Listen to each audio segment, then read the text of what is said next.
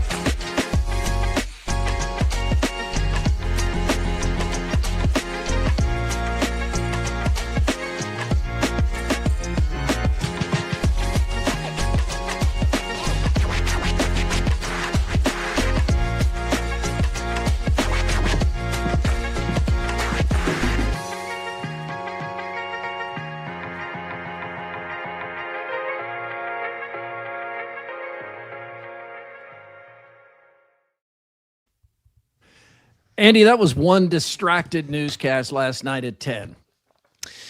Yeah, that's going to happen. Are you talking about the 9 o'clock newscast when we were watching was it the 9 or I've already forgotten. Was it the 9 or the 10? Well, it was 10. Both, it was the 10, yeah. The 10 was when that game was being decided between Miami and Ole.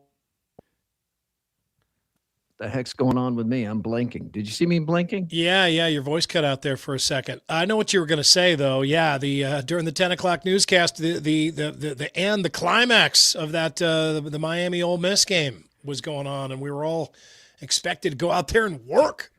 Yeah, how about that? And no one was more dialed into the game than Ed. Ed was on top of it, relaying information. Aren't you kind of envious of him? I mean, the weather office is right by the news set, and which is good and bad. They don't have any privacy. They can't get away from it ever. But during the show, they've got the TV on. He's got a TV on right there, so he can watch a game, run out, do his weathercast, come back, watch the game more, while we have to cross the building to do that. That's why we had him do the final score. He knew it better than I did. I was out there getting the weather forecast ready. Nice hat, by the way. I like that. That's a really good-looking hat. That's a good-looking hat. There's no rope on that. Yeah, it beats the crap out of the rope hat. Yeah, suck on that, AD. Let's roll. Murph and Andy, talking sports and more. Rodeo fans, saddle up for the Cinch World's Toughest Rodeo, presented by RM43, January 9th and 10th at Casey Center. Come early for autographs, pony rides, and more. Get tickets now at HighVTix.com. The buck starts here at the Cinch World's Toughest Rodeo.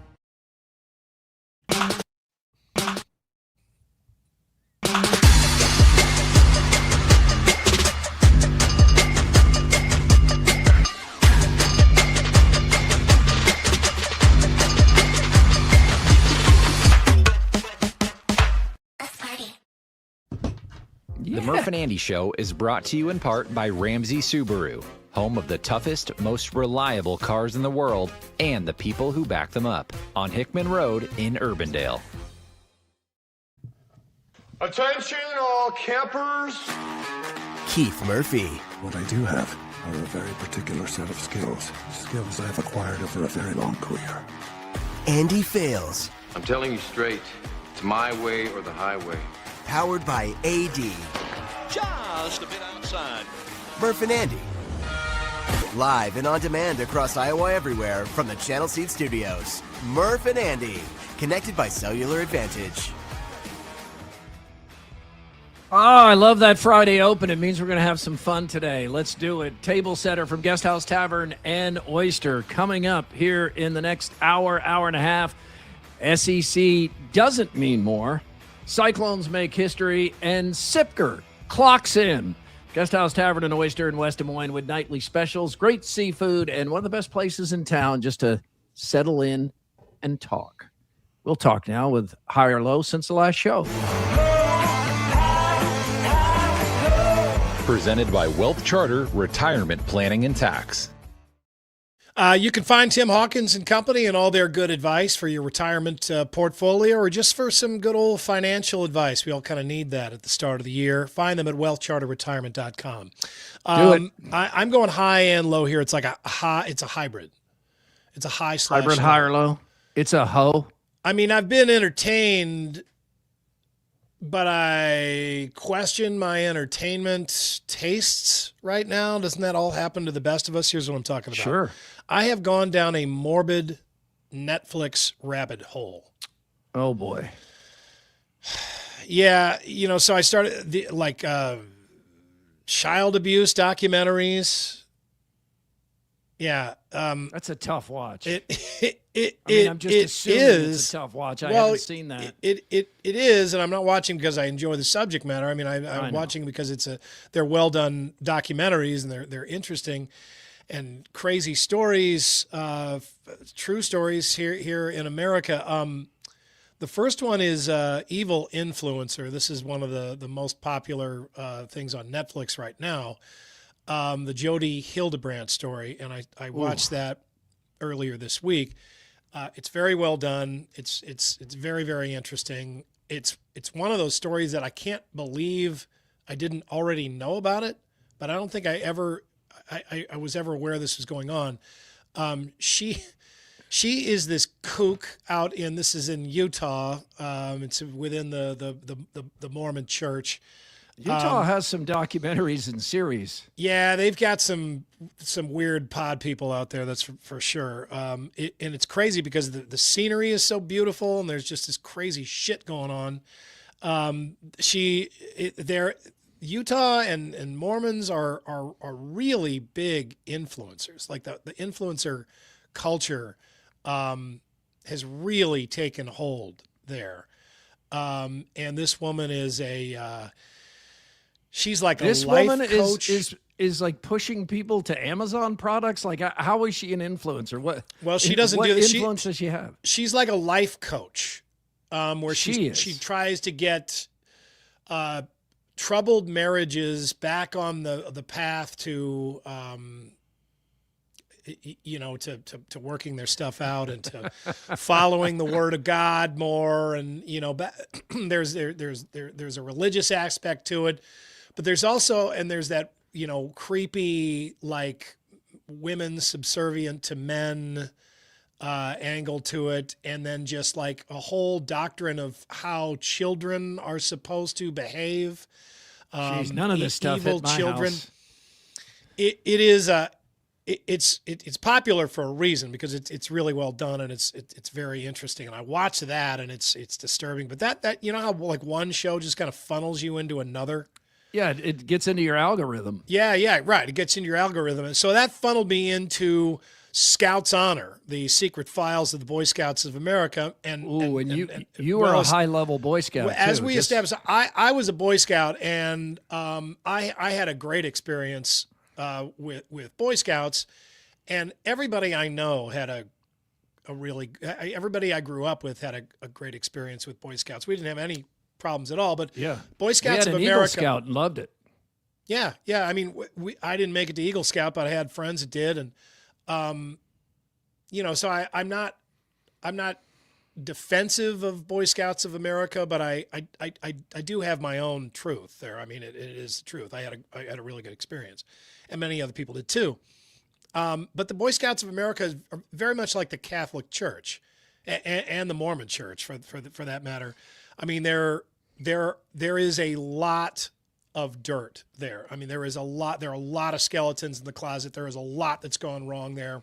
There is a lot that they are having to make up for, and it has, it's all got to do with child abuse and sex abuse, and we've heard a little bit about that. But this documentary really goes in depth, and it goes out on a limb at one point and just says, no, the Boy Scouts of America has been worse. Their situation has been worse than the Roman Catholic churches, which I don't feel like I agree with that, but it is somebody that was into scouting. When you see how this could happen. Yeah, sure. And it's still a small percentage, but you don't want any percentage. There's a small percentage, but it's very, very widespread and very, very common all over the place, all over the world. And so watching this, I mean, it's very, very interesting. It's dark and it's sad, but at the same time, I mean, it's good to be aware of, and you understand now why Boy Scouts have filed for bankruptcy and have been in the trouble that they're in. I mean, this is part of the reason. But for me, I mean, our Boy Scout troop was like, Doug Morey's dad was a scout leader. Everybody's dads participated in it. And we were just about into camping and fishing. I mean, that's what we like to do. And we'd go to the rifle range and that, but I mean, didn't get way into all the other stuff, but yeah, we were still overnight, and all these dads were with us overnight. And some of these scout troops that you see in this documentary, it's like their scout leader is just some dude, some independent guy that like moved in, like a single man, like moved into the community and applied to be a troop leader with the Boy Scouts, and they cleared him. There's no background check at all on any of these guys at all, which is just crazy. It's just like one guy at one point is just like, what other organization gives a person with no background check access to children overnight for extended periods of time? So anyway, I bet that's changed. Yeah, well, they've had to change it. They've been forced to change it, and that's been kind of the problem. It's just like with the Catholic Church. It's not just the crimes; it's the cover up, right? I mean, it's moving people around and the denial. I had nothing but positive experiences, but I stopped after Webelos between girls and sports. I just didn't find time for the Scouts anymore. But Cub Scouts and Webelos had a great time, good time. Yeah, that's usually what derails most of the bids for Eagle Scout is somebody you get girls, get high school girls, sports, cars, that kind of stuff. Sure, I'm going to go high with just I'll keep it brief. Just got a handwritten note, surprisingly, in the mail yesterday from Scott Sipker. I won't mention what it said, but it was just so thoughtful, and it reminded me, and I try to remind our kids of this, the power of a handwritten note. Just, Andy, you do this too. And boy, it makes an impression in a world of texts and emails and Facebook and X posts. Somebody takes the time to write you a card and put a stamp on it and send it in the mail. It's like a treat. I mean, it's only had more impact as there become fewer and fewer people who put pen to paper. So that was my high. It was just a nice little surprise, and it makes more of an impact than it used to when somebody does that. The rare times my kids would like write me or us a letter from college, whoa, it was like a big deal. And I used to write my parents frequently. I used to write to my friends in college, and I have some of those letters still, and it's really funny. We would write the letters that I got from them. I don't have the letters I sent to them. They've got them. But that's how we communicated in college. I didn't. It's weird because you could pick up the phone and call them, but there were like these long distance charges, and a stamp always was and still remains like the best deal in America. I mean, it's like 73 cents is a forever stamp now, but I mean, imagine that for 73 cents. You can get it anywhere in the United States, anywhere in the country, and as you just pointed out, I mean, it has this special impact. Let's catch the buzz here on a fun Friday. The Buzz. Brought to you by Logier Heating and Cooling. Logier Heating and Cooling, providing solutions to your heating and cooling needs for 120 years. That's not a brief amount of time to be a Those guys have been here so much this winter. We had a real problem in our furnace, and they worked it out, and I am so appreciative. I think we've become their top customers. They're probably like, boy, this sponsorship really worked out for us. Murphy and Fales, they're spending some money. Yeah, though, isn't it funny though? You have some of those places that you call so frequently, you feel guilty. Yeah, and you shouldn't, because that's what they do. You're paying for it, and that's what they do. It's their job. Just like, hey, look, man, I hate to call. I'm sure you've got bigger fish to fry today, and people with real heating emergencies. You were just here. Could you check this out? And those guys are really cool about it. Miami beats Ole Miss 31-27. It was not an electric first half. The third quarter was fine, too. The whole game was fine, but the fourth quarter was great. I mean, it was drama, as we established at the top, of the complete distraction kind if you weren't just able to sit and focus on the game. It was hard not to keep sneaking peeks at this. It was terrific. And it came down to a final play after Carson Beck, of all people, ran in that touchdown. Ole Miss had a reasonable shot. It wasn't really quite what you think of as a Hail Mary. Did have to get it to the end zone, but it wasn't like a 60-yard Hail Mary. And the Ole Miss receiver did get a hand on it, and there was a lot of contacting. There's no question there was interference. There's just the question of, do you call it? And how frequently do you call it? And they were both hand fighting, but the Miami defender, I mean, he was holding him. But that does become the question. I wish they would have called that, because it would not give him a touchdown. It would have given him one more shot much closer to the end zone. Right, but good point. Instead of like the NFL, you call that in that situation, you basically feel like you're giving them a touchdown because the ball has moved so close. Oh, yeah, they're going to put it on it the in. goal line, basically. Right. But this would have been a 15-yard penalty, probably put it around the 20-yard line, so then you just get one more play of high drama. I'm sure this breaks right down fan lines, as it always does, almost always does.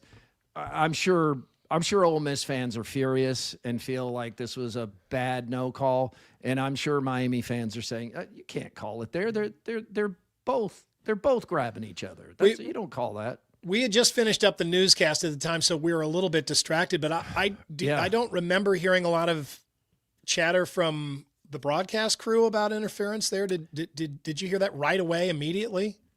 They did talk about it, especially they showed the after replay the a bunch of times. Yeah, and the official that they have, I can't remember his name, but the guy that they have chime in, who is a former official, he actually offers more opinions than most of them do, which I appreciate, because it just adds nothing to the broadcast when the guy is just there to defend whatever call the officials have made. And this guy doesn't do that, but he said he doesn't think you call it in that spot. And I know this happens in basketball too, the old, you don't call it in that spot. But if you call it, you call it.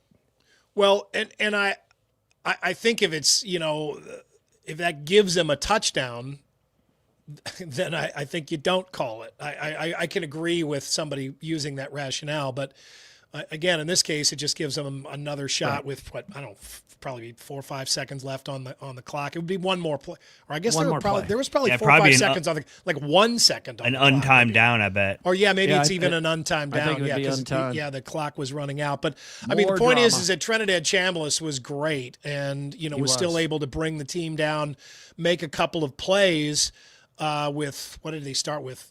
14 seconds left and one timeout. I think they definitely had one timeout. It was 14, 15 seconds left, not much time at all. But you just saw him, win the prior game by bringing his team down with very little time on the clock. So he had it in him, and he was electric. So I don't know. I mean, what else can you say? I mean, we got another really good game out of these playoffs. It was terrific, and a lot of teams missed on Chambliss, because this guy's been great for Ole Miss. And I saw in the comments, people who are often keeping us up to date on news that happens while we're on the air, his 6th year of eligibility was declined. Have you been able to Yeah, I saw that as well. That? Yep. Okay, so it sounds like a made-up sentence, doesn't it? His 6th year of eligibility was declined.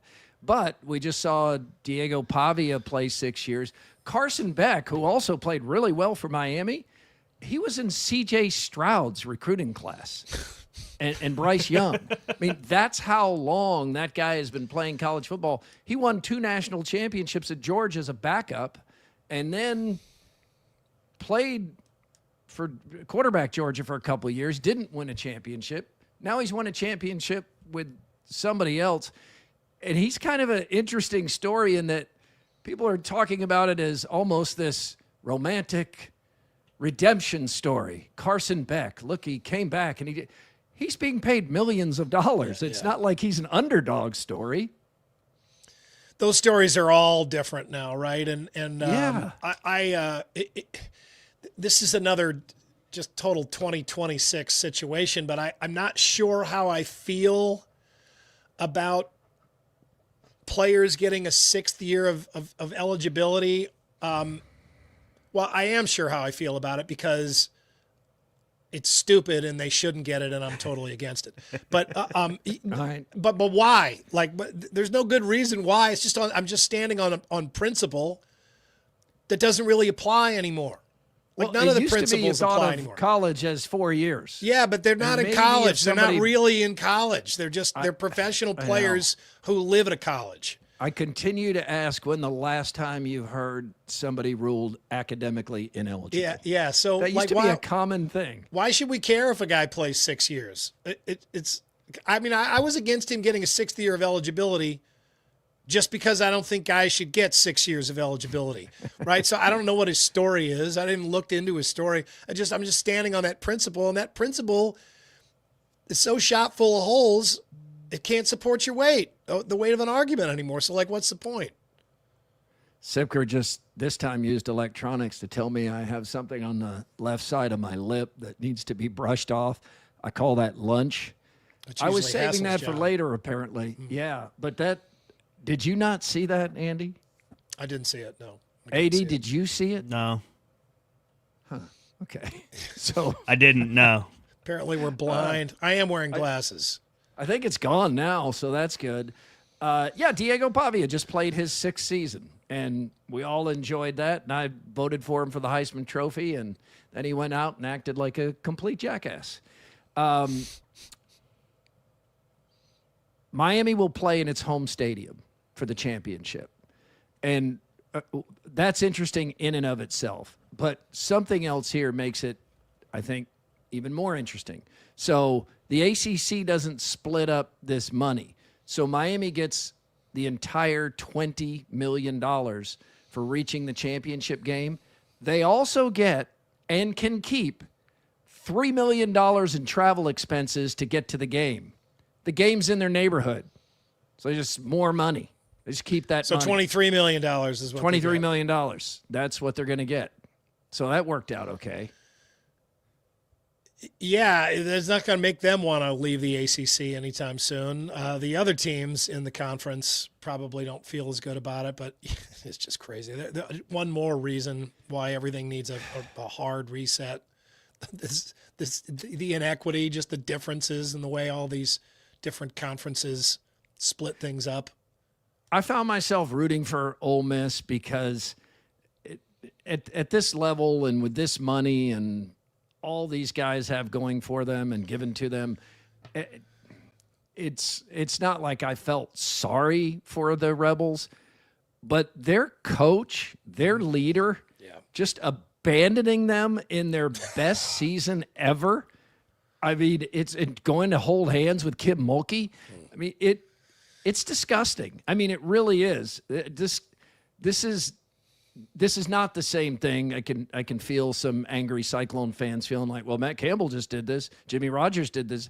No, it's not the same thing. They had a shot at the national championship, and I think it's pretty clear that Kiffin thought they would lose to Georgia because he let all of his assistants coach in that game, but he restricted them from coaching in this game, all but 2. He made stay at LSU. They couldn't go back and help the team they had been coaching all season anymore. So it's so easy to root for those kids, but at the same time, because Kiffin has a good agent, if they won, he got another $250,000. So at least he didn't get that. But I think he even with the money, I think I would have rather seen Ole Miss win, just because I don't know if Kiffin in his heart of hearts was rooting for Ole Miss. What do you think? I think he was rooting against him. I do. And, I think he was. And the reason I think that too, and here's why: the money. I think the easy answer for somebody is go, he wouldn't root against him. He's got money at stake in this. $250,000. This is a guy that wouldn't pay for a plastic bag a week ago. But when you're making 11 or 12 million a season, that is not anything he's probably even going to notice much. And I think what would make Lane Kiffin, who turns out to be who everybody thought he was, I really did think he had changed and learned and grown wiser, as most of us do, and hopefully we continue. I think he wants to be thought of as the reason that they were so great. And if they can just keep winning without him, it does take something away from his coaching genius. I think it already has. Yeah, even though he could still say that he built the team and he got them that far, and everybody else could say that without him saying a word. But right now is what we were doing was building an argument against him with their success in the postseason, or their success post Kiffin, and the more wins that they piled up without him, and also, I mean, I think he's really naive, but he's not dumb. He's got to be dumb to not be aware of the fact that a huge portion of America is rooting for Ole Miss because they hate him. And the longer that they're alive, the longer he has to wait to move on with his life as coach at LSU, and not one of the top stories about the Ole Miss Rebels in the college football playoff. Let's get a quickie poll from WCI Pools and Spas in Ames and Urbandale. Who do you think Lane Kiffin was rooting for last night? Go ahead, Andrew. Ole Miss or Miami? And I agree with you guys. It's Miami for all those reasons. He's such a petty, spiteful dude. He didn't want to see his former team win a national championship without him. The SEC had 5 teams in the college football playoff. That's nearly half the field, 5 of 12. None made it to the championship for the 3rd straight year. 9 teams in the past 3 playoffs. None got to the championship. And those years, this year combined for 3 wins versus non-SEC teams. Double-digit seed in the title game this year, too. So some interesting tidbits there. The SEC, the NIL has changed the SEC's dominance. I don't think anybody can argue against that. The Big Ten right now is the best conference. Yeah, I mean, and there are going to be streaks and coincidences and that kind of thing too. But I mean, I think just what we were talking about yesterday. I mean, the SEC used to have multiple teams that were so deep in their roster of blue chip prospects, 5-star recruits, that guys would get injured and they could just shift gears, or guys were not having a real productive season. They could shift gears, put somebody else in, and just give somebody, and often they get better, and they can't do that the same way that they used to. Those players get spread around and they head to other teams in places like the Big Ten. Oregon versus Indiana tonight, so there will be another Big Ten team in the championship after winning the past 2 championships. This game is in the Peach Bowl, we remind you. The Hawkeyes nearly beat both these teams. I'm sure Hawkeye fans will think about that tonight. Should have beaten Indiana and could have beaten Oregon. Oregon made some big plays down the stretch, but that is a sign of how good that Iowa team was, despite the 4 losses. That was a really good team. And they'll play Miami, and though Miami is a 10 seed, interesting to note, too, in the history of the NCAA tournament, there's never, in the men's basketball or women's basketball tournament, there's never been a double-digit seed make it to the championship game. Miami does, but it doesn't feel like a Cinderella story because it's the U. No. They're very, very memorable. Far more college football history than either of the 2 teams playing tonight. But it is still cool to be able to say in college football, you can have the hot team situation, right? I mean, these playoffs are deep enough now. They go on long enough that you can just Miami is the hot team. They're playing the best football right now. They're getting it done. Miami has as many wins in the college football playoff this year as the SEC has total the past 3 years. Yeah, they're racking up wins. They're talented, no doubt about it. But I don't know that you look at what Miami's done here in in the college football playoff and say, well, I mean, that's just a team that's just way more talented. They've got, they've got all the money, they got all the talent. This isn't a situation like we, see in the past with the Ohio States and the Alabamas and the Georgias and the Clemsons. I mean, this looks like this is a team that's playing its best football right now, and whoever wins tonight, I mean, they're going to go up against a team that is razor sharp. I just got a poaching update from Jake Brand of Cyclone Fanatic and Iowa Everywhere. Jimmy Rogers just turns another Cougar into a Cyclone. So Rogers got a really late start on Matt Campbell, but he's gaining ground. Jimmy Rogers has turned 14 Cougars now into Cyclones. Matt Campbell, though, still with that record for one coach going from one program to another, he has 20 Cyclones who are now Nittany Lions. But Rogers, he's gaining ground, Andy. I mean, it looks good, right? On the surface, we don't know what these players will end up being at Iowa State, but I mean, it looks like this was a coach that the players liked and respected enough that they want to follow him to an all new place. And I mean, Pullman, Washington to Ames, Iowa is a long move. That's a change. Yeah, it is, but it tells you that Iowa State's collective has probably pulled itself together to the point where, they're able to give out some money to these players right now, enough to get them to move, because I'm sure Washington State probably wants to keep them. And Washington State has like $3 or $4 million in its NIL collective, and Iowa State has around 13. So Iowa State is in much better shape with money to spend on players than Washington State. And then, of course, Penn State is much better than Iowa State, or has much more money. But there's also, it's just entertaining to see the inherent hypocrisy we all have as fans. Like the Cyclone fans, they're just outraged that Matt Campbell would invite his players to join him at Penn State. You can't do that. How can you do that? How can you do that, man? That's just wrong. And then Jimmy Rogers just waving in Washington State Cougars that committed to him, and you're probably not going to hear any backlash about that. Yeah, be careful with standing on that Swiss cheese principle in college football these days, or college sports. It's going to collapse underneath you. It will. NFL playoffs, what a weekend. No wonder the college football playoff got out from under this.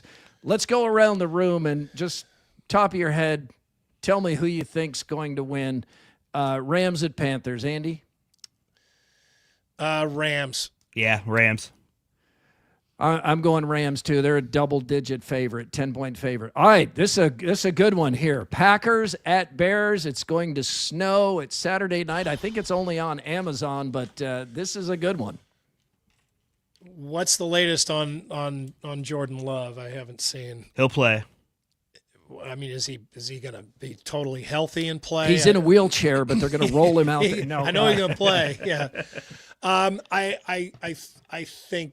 I think the Bears will win it. I do. I mean, the Packers should have won the last game that they were playing. There's no doubt about that. But I don't know. I mean, I just think that, a team that has won as many games as the Bears has, that has this position in the playoffs, should win this game. 80, do we even need to ask you? Nope, give me the Bears. Give me the Bears, too. I think the Bears are... that's a kiss of death. God, I expected you both to pick the Packers. Oh, well, I would at Lambeau, but I'm gonna give the Bears the edge here at home.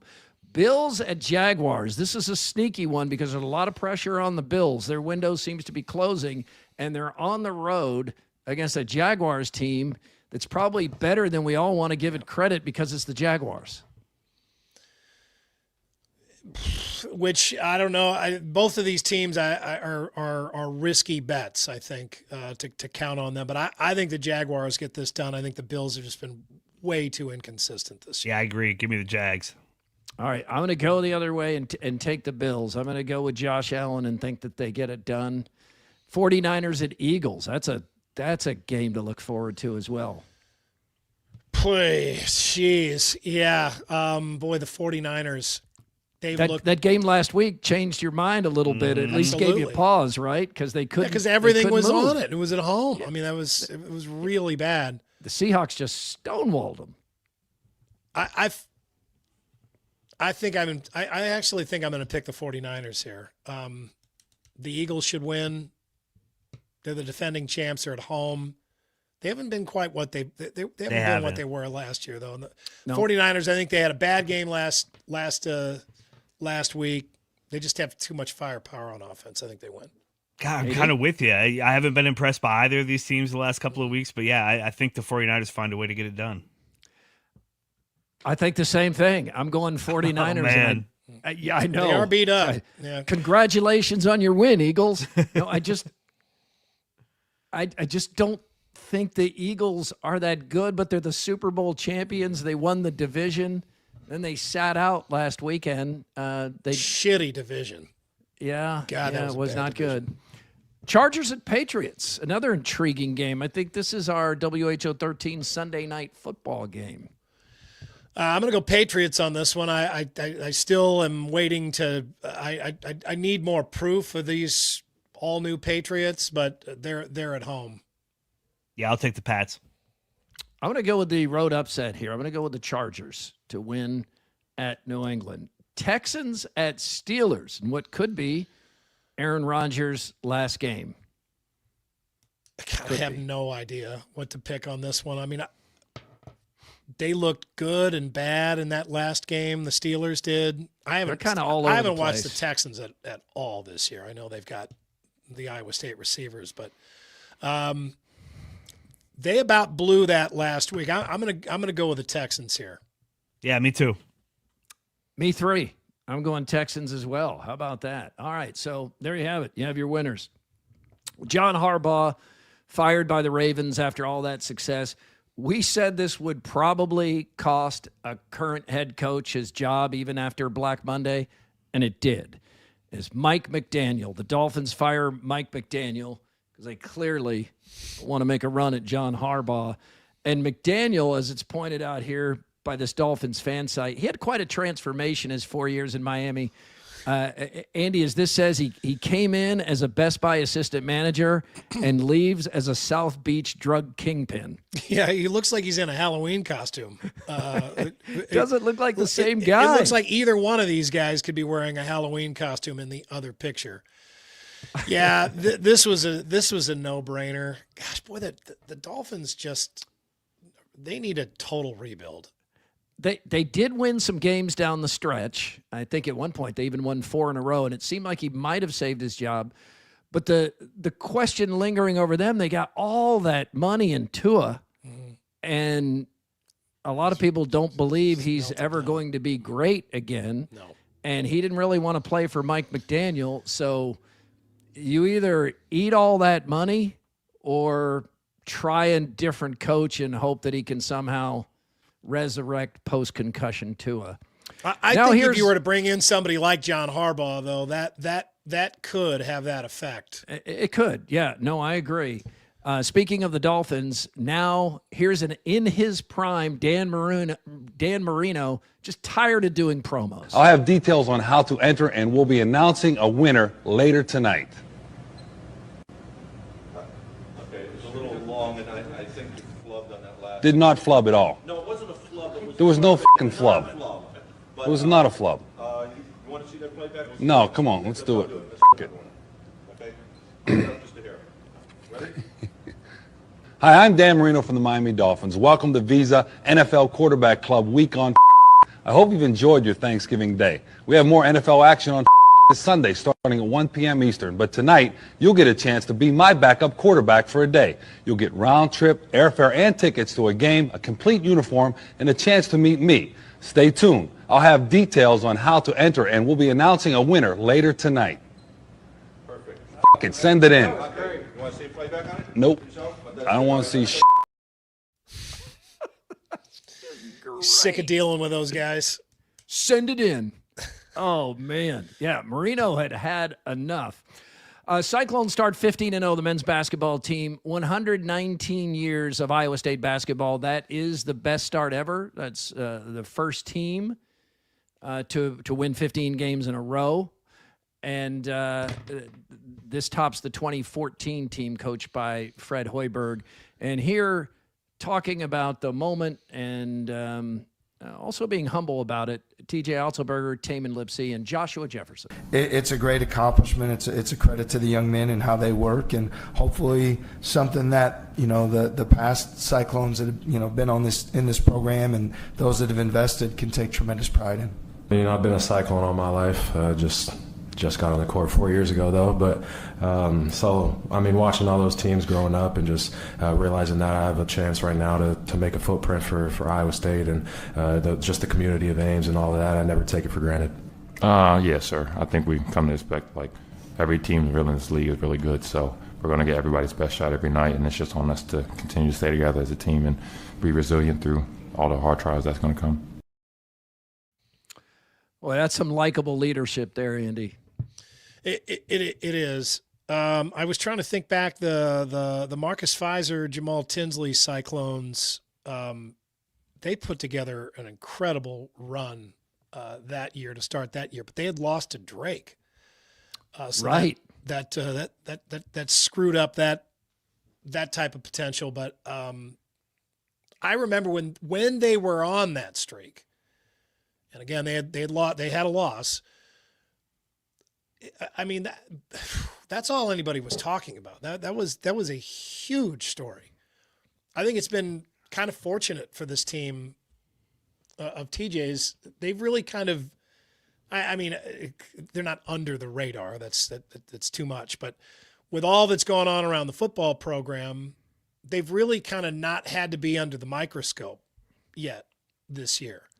And the January piling up wins. January part of the schedule is less challenging than February is going to be. Right, but in the past, if you were to have a start like this and a record, man, people would have just been buzzing about this, and I imagine that the pressure would have seemed greater, or maybe they're just doing a much better job of managing it. But no, I think that's a fair point, because the Cyclone fans have been dealing with this swirling football drama, and for the first time in a long time, we're dedicating more time to Hawkeye basketball because there's some renewed energy there.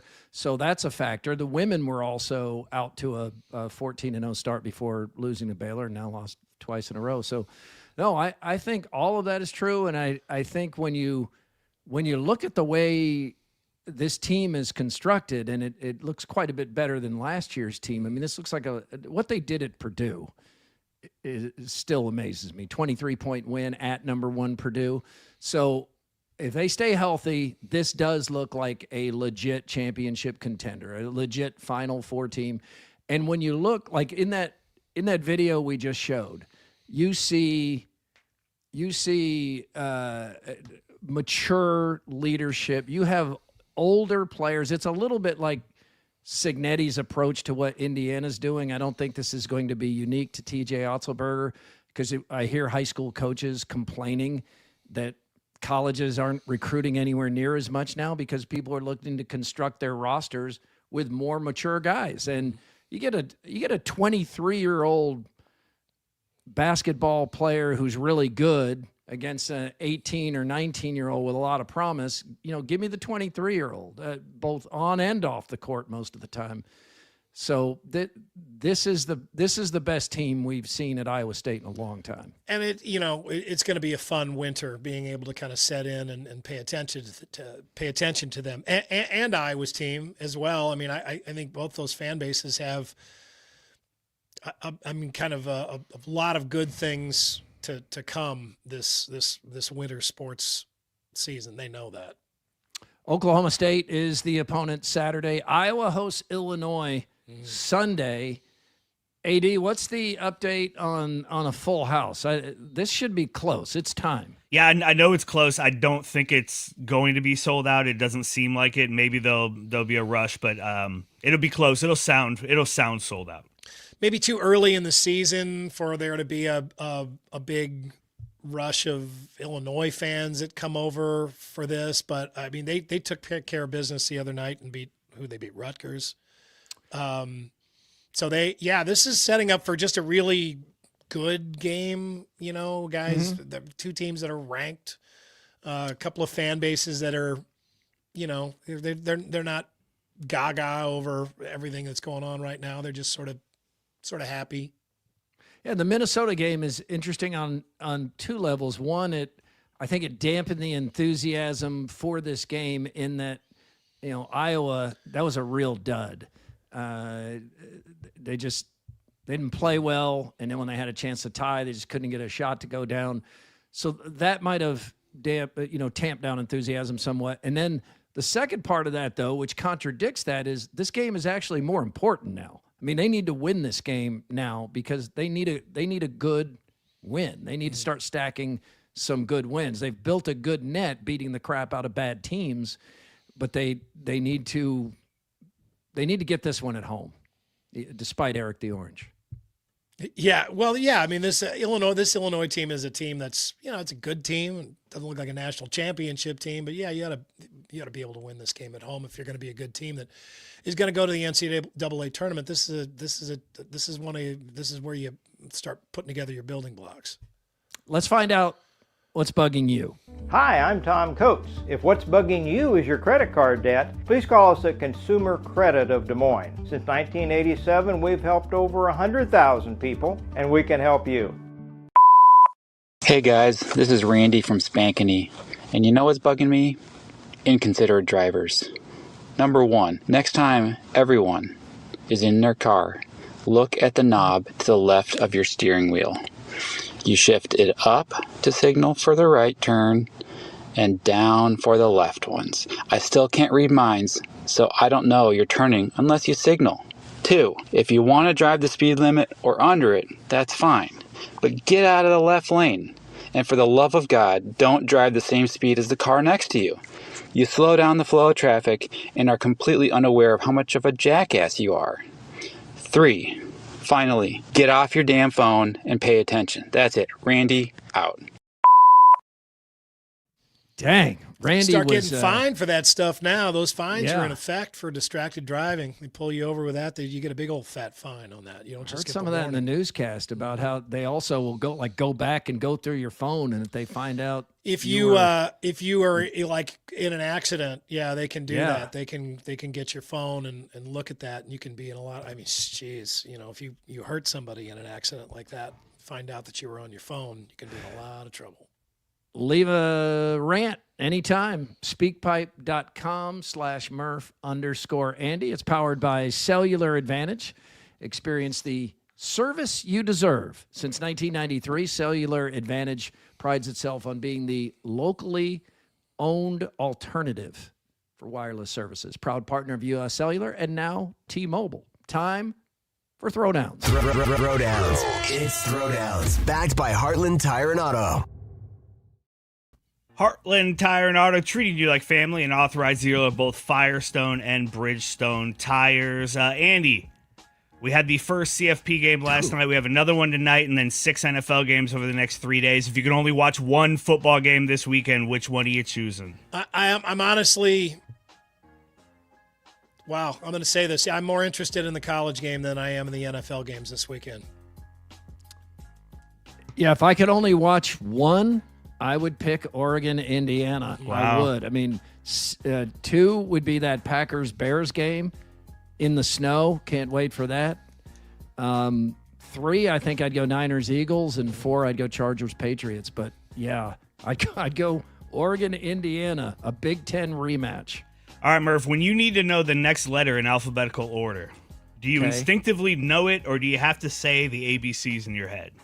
I have to say the ABCs in my head, especially if it's later in the alphabet. Now, you hit me with an A, I don't have to do it. But you hit me with like a U or a Q.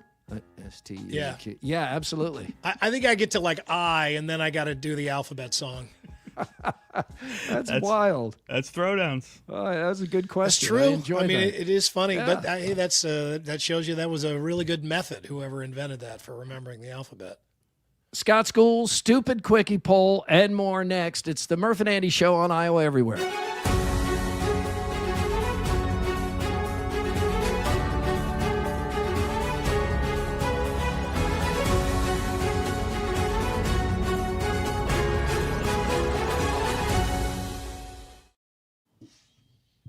With 5 Central Iowa locations, there's always a Heartland Tire and Auto nearby to take care of everything your car needs. From oil changes to complete transmission overhauls, they do it all. For 15 years now, Heartland Tire and Auto has been a proud sponsor of Murph and Andy. What's up? I'm Jake Bren with Bigger Than 12, joined by my co-host Derek Duke, where every Sunday we break down the Big 12 Conference. We'll recap the full day in the Big 12 and look ahead to next week. We talk a lot of Iowa State, but it's not just Cyclones. We go from Morgantown to Salt Lake City and everywhere in between. Be sure to check out Bigger Than 12 every Sunday here on Iowa Everywhere. Scott School, Scott School, Scott School is cool. Yeah. Oh. Hi, everybody. Oh, no, the sun is... Oh, this is terrible. Oh, no. Well, we're off and running. It looks like there's some blinds there that maybe you could pull shut. So if you notice, everyone who's listened, we've been on location for the last month or so, and I moved my setup. I haven't sat down at this time of day, and now I get this. What if I go forward? Nope. I think it looks fine. And most people are just listening. Yeah, it's fine. It gives you kind of a stalking neighbor look. Oh yeah, like they're blind. I'm listening to Sting and Every Breath You Take. That's a stalker song. Okay, stalker song. That's not right. Scott School, by the way. Thank goodness. Hey everybody, here's a little literary magic. Books oftentimes, authors I should say, will put in little tiny Easter eggs that tell you what the theme of the story is. And this one is one of my favorites. It's from One Flew Over the Cuckoo's Nest. Everyone knows Nurse Ratched, and everyone knows R.P. McMurphy. If you take his initials, RPM, and you take her last name, Ratched, you get the core conflict of the entire book. And that's Scott School! Scott School, Scott School, Scott School is cool. Yeah. There's something I'm not following. Ratched RPM? So Ratched is like, she's the cold, mechanical Ratched, and he is the spinning gears of the rotations conflict. Per minute. Yes, RPM, and his name's R.P. McMurphy. So the author of One Flew Over the Cuckoo's Nest put that little bit of an Easter egg in there for you. Did the author confirm this, or is this a theory? This has to be true. Andy, just as we suspected, that Ratched, the RPM, is a Easter egg in this book. No, this sounds like it's not even all that witty of a theory. It's not a theory. It is. I'm sure. I forget the author's name. What was his name? Anybody Scott, remember? do I have anything on my face now? No. Thank you for that heads up. No. I honestly, I saw it right away, and I was certain that Andy or Andrew or a commenter would have said something, and then, but then like 15 minutes go by, and I thought, oh, no one's told Keith he's got a big old crumb on his face. Yeah, I was eating oatmeal, but it was a little oatmeal. It was an flake. oat? It was an oat. A singular Scott oat. School is presented by Carbless Premium Handcrafted Cocktails. I was just everywhere. I was just in rural Illinois yesterday, 2 days ago, just outside of St. Louis in Carlisle, Illinois. And at this town of 3,000 people, this bar was completely packed on a Wednesday night. And you know what people were drinking? I'm not even joking. It's Carbless. Draft beer. People were drinking. There were some people drinking Carbless. Draft beer. With your answer. Yeah. Wild turkey. Wild Stupid. Bush if you Light. took a turn like that would have been great. Bush Light. Stupid quickie poll. How good are you reading an analog or non-digital clock? That's second nature, I have to think, or I can't read one. This is second nature. I'm that age. I'm so second nature with this that I find it easier to read than a digital clock. Same. How is that possible? Because like Because 153, in my I'll be mind- like, is that getting Yes. close to 2? Andy, I'll go a step further. I like when Is there a step further? there is in that You can't read a digital clock? I can't read it. I don't understand numbers. I don't get it. Like if say it's 12:12, I then have to picture it on an analog clock for my mind to go, oh yeah, okay, I got it. It's 12:12. Yeah. Man, and it's crazy because we for Murph and I, we have this digital clock that's hooked into isn't it hooked into like the stinking atomic clock in NORAD in Colorado? In the studio? Our newsroom clock. Yeah, it's like the most accurate clock in Des Moines. It's time.gov. It's our God. It is. I mean, it's our God. Do. It sits up over high on the wall, and it rules the entire day, every day. And everybody's checking it all the time, looking at it, and it's a digital clock. So it's, it's not an analog. It's not like a school where it's the old analog clock, but even with the digital clock that is the godlike presence during my workday, I'm still an analog clock guy. Okay, so we have a boomer and a Gen Xer, and I would like us millennials to chime in, Downs. I will admit, I use it so rarely now. I do have to think about it slightly. But as the time goes clock on, you have to think about? Yes, as time goes on, because I use it so little, I'm getting rustier and rustier and rustier. And so I am worried in 5 years, if I don't start wearing a watch every day without a digital display, that I'm going to lose this skill. No, you're all alone here. Just tightening up my watch right now while we're talking about it. You're on your own there, Neil. Here, yeah. And anytime my kids ask what time it is, I point to the analog clock and say, "You tell me." You deal me out on this, Neil. Nice. Confluence, the official beer of Murph and Andy. Confluence is where good things come together. Andy, what Confluence are you drinking today? Well, it was supposed to be an Oktoberfest, and I set it in the refrigerator downstairs. Then, in a wild rush, forgot to bring with me. Kahala, if you're listening to the show right now in real time, would you please bring me that beer? I would love. Could to you have do that beer. somebody a solid? I'm dying for that beer right now. Oh, Scott, you're in your Bills hoodie. How are you feeling about the road game at Jacksonville? Because I think Jacksonville is probably better than we want to give the Jags credit because it's the Jags. I have. Hey, bring me one too. Yes, all year I have been a believer in Liam Cohen after what I saw what he did with Baker Mayfield, who I think is an average at best quarterback last year. I won a lot of money this year in fantasy football believing in Trevor Lawrence. I think that the Jaguars are the best team in the AFC. I was worried as soon as Josh Allen choked in that 2-point conversion against the Philadelphia Eagles in Week 17, that this was exactly what's going to happen, that we're going to not get the Steelers, which I think would be a relatively easy win. We now are going to have to play the hardest team in the AFC. But the Bills do have the greatest player on the planet. And while he has a foot injury, you don't listen to Josh Allen when he tells you his foot's not hurt. It is.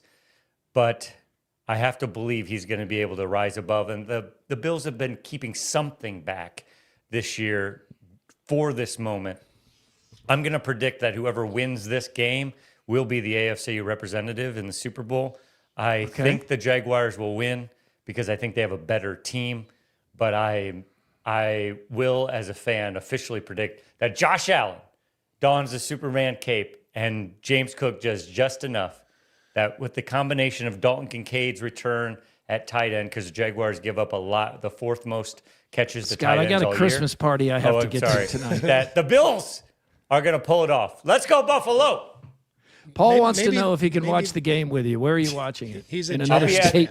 Yeah, I will be at the Chicken Coop over in West Des Moines watching with the Bills backers group. Ooh, here's the cool thing. 10 years ago, when we started the Bills backers group in Des Moines, we had 10 people. And now, let me show you this. Ding, ding. No, we have 12 people. Can you just knock it? Look at that. Yeah. That's a big group. That's more than 12. I see a window. Yeah. That's the original group, and now we have all those That's people. And imagine how many will be there for a playoff game. Maybe this is the year the Bills win the whole thing. They did win the division. Nobody expects them to. Maybe this is the year they get it done. And Keith said earlier that the Bills' window is closing. It is not closing. They have Josh Allen. They're going to be fine. They'll be better next year. They had some injuries this year. They'll make better choices in getting a receiver. The Bills are not. This is not the end all, but we do need to Do win. you think it's out of the Super Bowl. question they fire McDermott if they don't win? I do. I don't see any way, unless this is a total choke job. I don't see how they fire McDermott. Let's get some more. But wait, there's more from Either Or Eatery and Patio. Lots of good eats over at Either Or Eatery and Patio. Nice warm inside, great menu, fantastic top shelf cocktail list. Great bar to sit at. It's got everything. 6222 Grand Avenue, you'll find them. 2/3 of Americans now have side hustles. Look at us. We've all got side hustles. If you don't have one right now, you probably should. I do. I don't think any of my friends around here have side hustles other than well, you're in a gated community. No, I just think I think. Do people want side hustles or do they not? Another question. Yeah. Does Sipker have a side hustle or just a hustle? Yeah, Does he have a side hustle? He doesn't have a main hustle, do you? No, like this week, I had a client shoot in Illinois. I'm going to Brookings to do some on-camera work next week. I'll be in North Carolina next week doing stuff. I have my podcast on Tuesday. I have this wonderful podcast on Friday. I did a public speaking event for Mount Pleasant this week to a digital media class in high school. Bunch of side hustles. So all I am is side hustles. I think Mike. Go ahead. Oh no, Scott. Just good luck to you. Oh, also, I don't know if you guys, Iowa Nice Guy, over 8 million views the last quarter of this year. 8 million. That is fantastic. It's blown up again. You did a great job relaunching that. Mackenzie's right. Everything you've done, because like right now, Miami fans, they're so all pissed. passing your video in anger. Yes. I mean, you just keep and shout out to jumping in anger. Rinkowski. He wrote that sucker, and man, and it's going to be so fun. I was actually rooting for Miami last night just because I know now how to troll Miami Hurricanes fans, and the algorithm is finding a way to get little old Iowa Nice Guy to Miami fans, and they're pissed. There is nothing more predictable than the subjective fan reaction. Oh, yeah. And the amount of people who are just discovering this little bit that we're doing, this troll job, and like, who the hell is this guy? This nerd? And it's wonderful. It's so wonderful. Andy's going to just punch us in the face. I was going to say I could have run downstairs and gotten that Confluence beer. I wish I would have known that was coming. I absolutely would have done that. A Virginia woman named Catherine snorts all her meals through a straw. Whoa. Come on. No, she doesn't have some kind of medical condition. She's just one of those super picky people who get hung up on food textures. Come on. Yeah, here Why she is is. she not thin? I don't know. Because she can eat everything out of it. Here she is taking a good, long, strong pull of a steak burrito with guacamole. She says it started honestly with a dare to try snorting a flavored fruit drink. I got a head rush, but it was actually fruitier than if I was to have eaten it through my mouth. And it was phenomenal. Since then, I have been having I've been taking my entire diet nasally for about 5 years. Oh. Says it has had a bit of a negative impact on her dating life. You think? Well, also, Take her I to a can't restaurant? imagine this is now you will get different flavors because I don't know, you only taste like 5 different things, but you can smell thousands of them. But I have a feeling that the membranes inside your nasal cavity are not meant for this. Yeah, her doctor has told her about that. She gets like sinus infections and stuff, but like if you're gonna snort little strawberry seeds, right? Sinus and then infection that has steak burrito in it. Oh my God, This is a woman who should never try cocaine. This also feels like she would eat the cocaine. Yeah. This feels like I don't believe that this is true either, by the way. I think this is an internet troll. Hey, it's job. in the New York Post, so you know it's true. I told you how much I like watching the chiropractor videos, right? I mean, it's so relaxing. Look at that. There you go. I love it. I love it. Keep that chin up. There we go. Oh. Yeah, I can watch that all day. I love it. They're so relaxing. But after a few of those, I like to take it up. All right, man, just relax. This might feel a little different. Oh my God, I feel amazing! I think that was Scott's mom. Looked like my grandmother, yeah. Grandmother, yeah. Let's give it up for the state of Utah. They are number one again. They once again lead the nation in banned books. Oh. At least 3 school districts just banned 3 new books from schools.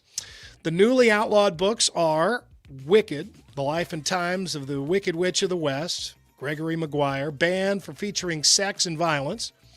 The Perks of Being a Wallflower, Stephen Chbosky, banned for being sexually explicit and for mentions of homosexuality. And Jodi Picoult's 19 Minutes, banned because on page 313 there is the word erection. These additions put Utah's banned book total at 22, surpassing the previous leader, South Carolina, which had 21. Ooh. Let's trot down memory lane for a look back at some of the other books that have been banned in American school districts in the past. They include The Catcher in the Rye, The Adventures of Huckleberry Finn, Maya Angelou's I Know Why the Cage Bird Sings. It's not always conservatives that are banning books either. Liberals do that too. George Orwell's 1984, The Handmaid's Tale by Margaret Atwood. The Slaughterhouse Five, Kurt Vonnegut. Clockwork Orange. A Light I'll tell in you the another Attic. thing, Vonnegut.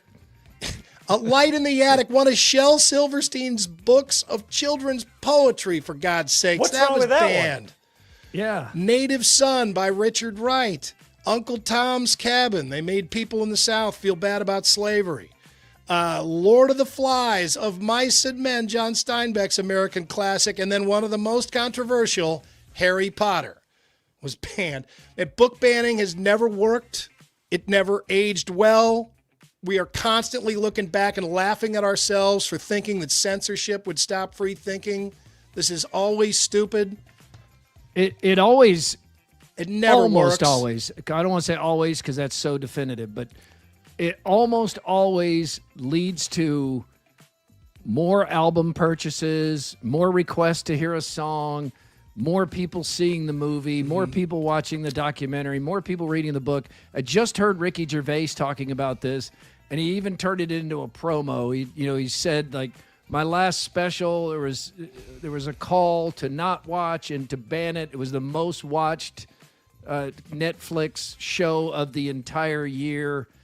Made, untold millions for him. So he's like, please get together. Ban my new special.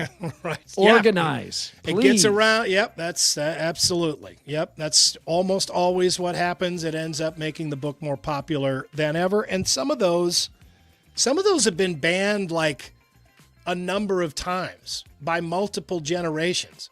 I mean, Huckleberry Finn has been banned for like different reasons in different centuries. Well, and sometimes you're fighting presentism too, because you're using the attitudes and values of society and today to try to apply those to the time the book was written, and that I just don't think you can do that. It's like sometimes it's rarely that's the reason, but that absolutely has happened. Like Huckleberry Finn, To Kill a Mockingbird. Yep. Yeah. Like suddenly you can't read it because it's got the N word. Now in it. we don't use those words and we find them offensive or whatever the case may be. Gone with the Wind, came with a disclaimer at some point. I think it still might. It still might. I just reread Huckleberry Finn a couple months ago, and that thing it's incredible. It truly is an incredible book. If you haven't read it in a while, pick it up. It's as Hemingway said, all American literature stems from Huckleberry Finn. Yeah, a book that's been vilified by racist whites and by progressive whites. Right? That's amazing. That they should put that on the cover. Yeah. You know how many different people have hated this book? You've got to read it, man. If you don't think this book can be used for polarized agendas, you don't know this book. You better read it. Yeah, it has. From the bowels of Instagram, what exactly is going on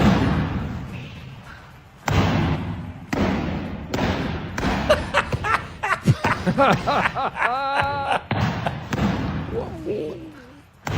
Watch out for the... I get the intent, but it just looks wrong. It's like sparring with John Mayer. Yeah. Whoa. He's got Whoa. a hog. No whammy Whoa. bar. That guy doesn't need it. Left, right. Watch the penis. Left, right. Don't get him excited. From the files of Some Headlines Don't Need Stories, we bring you this. Beloved walrus penis stolen from New Jersey restaurant. Another John Mayer story. This is for really. We're talking about this. No. This is a walrus penis bone. That was Whoa. There's a bone inside the walrus penis? Yeah, I think there is inside raccoon penises too. They've got like an actual bone in the Whoa. It's really Scott's a boner. cool. That's what it is, yeah.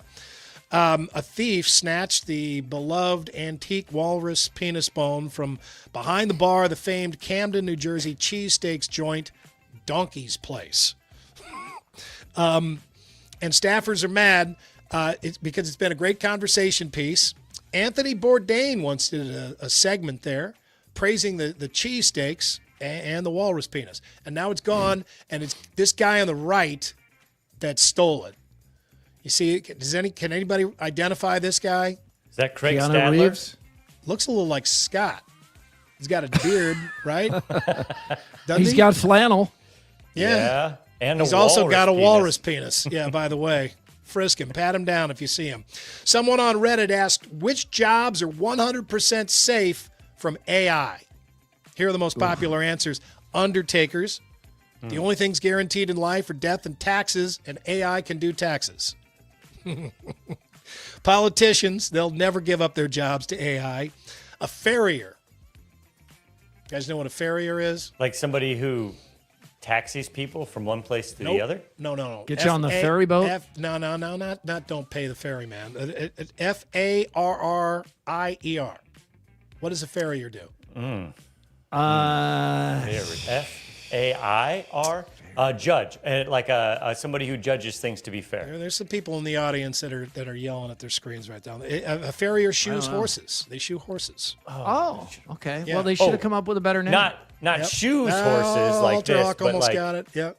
Denton actually Hopkins puts almost got it. like puts shoes on horses, doesn't Shaved shoe out the horses. hoof and everything. Yeah, they take care of horses' feet. They do all kinds of stuff. Yeah, That's Scott, really do you think there's hard work. somebody that heard Andy and thought he was talking about shoeing horses? Like, Yeah. get away from me, horse. Go. We No can't- one thought that. Yeah, no, you can't. No one thought that. You can't butcher horses No in one America. thought that. So when a horse is old and you have no use for it anymore, you got to shoo it away into the wild where it'll die an awful death. No, absolutely no one did that. All right, hairdresser. That makes sense. I've got 4 to 6 years left as a kindergarten teacher until I retire. I'm pretty sure my job is safe given that time frame. Yes, I agree. AI teaching kindergarten.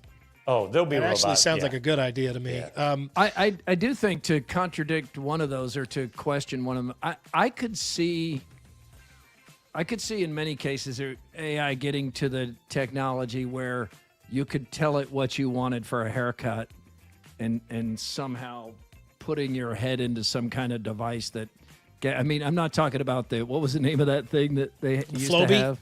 Flowbee, yeah. It would have The to vacuum? be quite an upgrade from the Flowbee, but it could The guy happen. would Flowbee his hair, and then he'd be like, see, it gave me a great haircut. And everybody's like, no, it doesn't look good. It did not. Bikini waxing, AI, not going to be able to do that. No? I think that one so far, I'm pretty sure AI could do pretty soon. Like AI is just like performing appendectomies at this point. Yeah. on Here's me. one I'm not sure that I agree with. Theater. It's dying but not dead. There will always be a subset of humans that want to see other humans perform difficult, engaging things live instead of generated avatars on the screen. This is one of the things, like, if there are any opera leaders listening right now, and I'm sure that there are, aren't. opera has a huge opportunity here to actually come back because people are going to want to be live in person, and you got to get rid of auto-tune. because people want to hear the human voices. Auto-tuned opera. How disappointing would that be? Emergency services. Here's a good one. Sperm donor. I think it's kind of automated, but yeah, the donor part, I don't think that's AI-able. Massage therapists. Software engineers stepping in to fix computer systems when they break due to some moron trying to replace engineers with AI. Nurses, midwives, OBGYN nurses, or whoever else is with you during labor, preschool teachers, therapy fields. What the hell is that? Like counselors? Yeah, like occupational therapy, physical therapy. Oh, yeah. Yeah, speech language pathologists, that kind of stuff. I can see some of that being AI-able. Oh, for sure. The speech pathology part, maybe. Priests, AI can bless your prompt, but holy water still requires human delivery. All right, finally, guys, this is Denise. She's 46. She's very tolerant, and she's single. The key to a good relationship is honesty. Maybe you're ashamed of your past. I don't even care if you've been to prison. It depends what it's for. If I had it my way, my next relationship would last into eternity, but I'd love to make it a year. Would love to celebrate Christmas with someone. I want children for about an afternoon. I think I'd be an excellent stepmom if you already have kids. My last relationship ended because he was actually in the military. He told me that he was going to war, but he didn't specify which one. That's Denise. That's a good bit. Like those actors do really good. It's funny. It's just no doubt it's funny. Scott, just let it breathe. I promise you 100% that's not AI. That's real. It's just actors. Those are actors. I get it, but can we just enjoy the feel of, Andy found some old VHS tapes. Let's watch this. No, don't you think it's more impressive that those actors were able to convince you that they were they real? don't make those clothes anymore. That had to be real. Oh, That's boy. more, everybody. Okay. All right, it is time for the Andrew Downs audio drop of the day. And we call it the AD Squared. Yeah, it's powered by Game Day Men's Health, West Des Moines, Ankeny, North Liberty, wherever you are, there's a game day near you that can help you reach your goals for 2026 and beyond. A free consultation, hit up Game Day Men's Health. It's Friday. Yeah, sorry to interrupt here, but we're new to the WHO 13 Plus app this week. So really lean into this warning how your mind is filling in these blanks. There's nothing here that's actually offensive or profanity. Not my mind. Unless your mind takes you there. It's your mind that's doing this. It is Friday, so some parental advisory is necessary. None of these bleeps are necessary. Not a single one. It's all innocent conversation.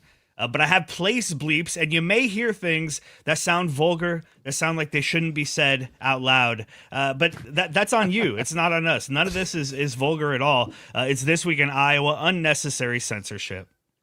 Speaking of the SEC just being up, Iowa beats number 14 Vanderbilt. He used 5 words. Alfred Hitchcock and others only said 2.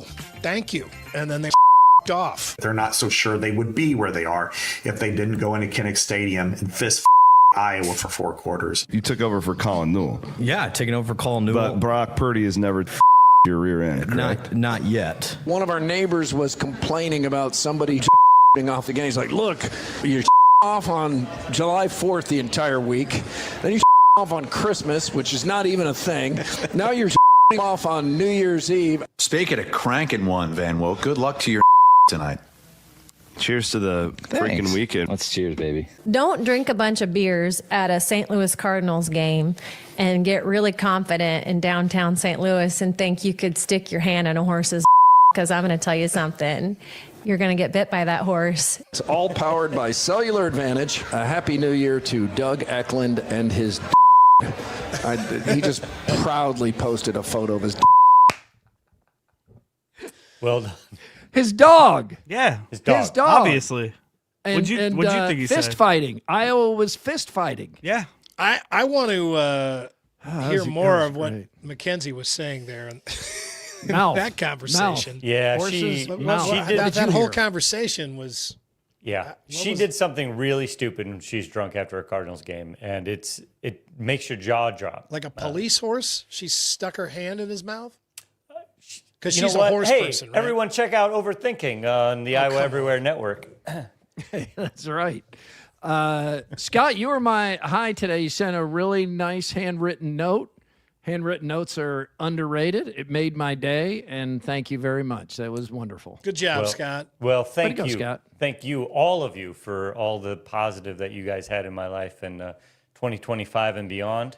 I mean, get backwards and now beyond.